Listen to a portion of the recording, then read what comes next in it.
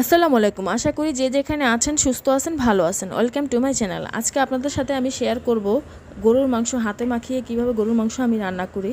কীভাবে রান্না করে একবার হলো দেখবেন, খেয়ে দেখবেন আপনার খুব ভালো হয় রান্নাটা, আর খেতে অনেক মজা লাগে। এই তো আমি পাটায় বেটে নেওয়া জিরার বাটা দিয়ে দিলাম, মরিচ বেটে নিয়েছিলাম, লাল শুকনো মরিচ, আদা রসুন বাটা দিয়ে দিলাম। এগুলো কিন্তু আমি আজকে সবই পাটায় বেটে নিয়েছি, শুধু হলুদ আর ধনিয়ার গুঁড়াটা ছাড়া।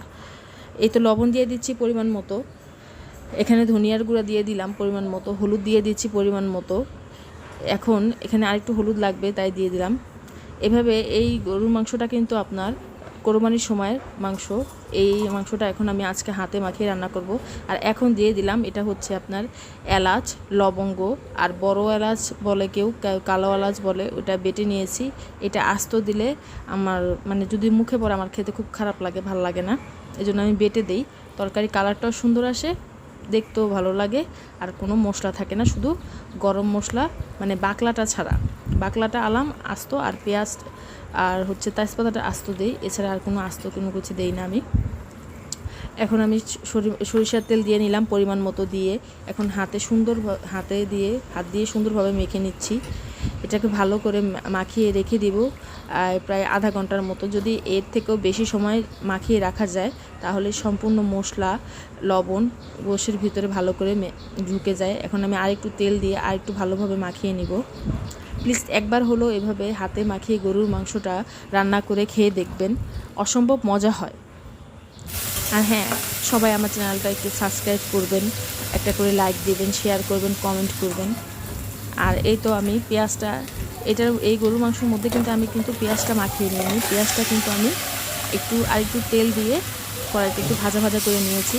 আর গরুর মাংসের মধ্যে আজকে আমি আস্ত রসুন দিয়ে নিয়েছি, 2টা আস্ত শুকনো মরিচ দিয়ে নিয়েছি।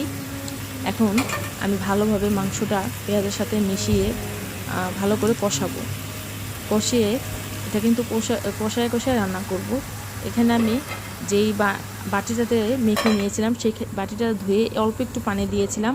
ঢেকে দেওয়ার পরে দেখি যে অনেকটা পানি বের হয়ে গেছে। এই পানিটা দিয়েই আজকে গরুর মাংসটা আপনার কষাবো ভালোভাবে, যাতে এখন প্রায় জায়গায় গ্যাস থাকে না, গ্যাসের সমস্যা, কিন্তু আলহামদুলিল্লাহ আমার এখানে গ্যাসের কোনো সমস্যা নেই, আল্লাহর কাছে হাজার শুকরিয়া। এই তো আমার আপনার গরুর মাংসটা কষানো হয়ে আসছে।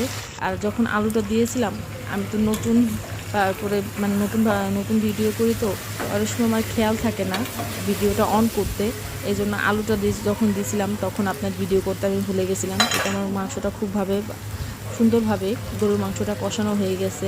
আমি আরেকটু ভালো করে কষিয়ে নেব। আর গরুর মাংস হোক, মুরগির মাংস হোক, আপনি যে কোনো তরকারিতে গরম পানি ইউজ করলে তরকারির স্বাদটা কিন্তু বেড়ে যায়। এই তো আমার গরুর মাংসতে আমি যতটুকু আমার ঝোল লাগবে ততটুকু ঝোল দিয়ে দিয়েছি। আর আস্ত রসুনটা কিন্তু আমি যখন রান্না বসাইছি তখনই দিয়ে দিছি, কিন্তু আমার রসুনটা কিন্তু ভেঙে যায়নি। আপনাদের ভাইও আজকে খেয়ে বলেছে যে না, গরুর মাংসটা খুব মজা হয়েছে। আর এই গরুর মাংসের সাথে কিন্তু আজকে গরম গরম সাদা ভাত, আর হচ্ছে গিয়ে আপনার সবুজ আপনার উস্তা ভাজি। যদি কেউ সবুজ করে আর তেতো ছাড়া উস্তা ভাজি দেখতে চান, এই রেসিপিটা চান, তাহলে অবশ্যই বলবেন। তাহলে আমি আপনাদের সাথে সবুজ করে উস্তা ভাজি আর তিতা ছাড়া উস্তা ভাজি কীভাবে করতে হয় সেটা আপনাদের সাথে দেখাবো। অনেকেই উস্তা ভাজি করলে তিতা হয়ে যায়, কিন্তু সাধারণত আমার ফ্যামিলির সবাই যারা উস্তা ভাজি করে, কিন্তু তাদের ভাজি তিতা হয় না। এই তো আমার গরুর মাংসের ঝোলটা ফুটে গেছে, এখন আমি একটু ঢেকে দিব। এই তো আমি ভালো করে দেখাচ্ছি যে আমার গরুর মাংসের ঝোলটা টকবক করে ফুটছে। আমি কিন্তু আজকে বেশি তেল দিইনি, যতটুকু লাগবে ততটুকু দিয়েছি। এই তো আমার গরুর মাংসটা হয়ে আসছে, এতটুকু ঝোল সহই আমি নামাবো। এখন একটু আমি জিরার গুঁড়া আগে করে রাখি, সেই জিরার গুঁড়োটা দিয়ে নিলাম। আপনারা সবাই ভালো থাকবেন, আমার চ্যানেলটা সাবস্ক্রাইব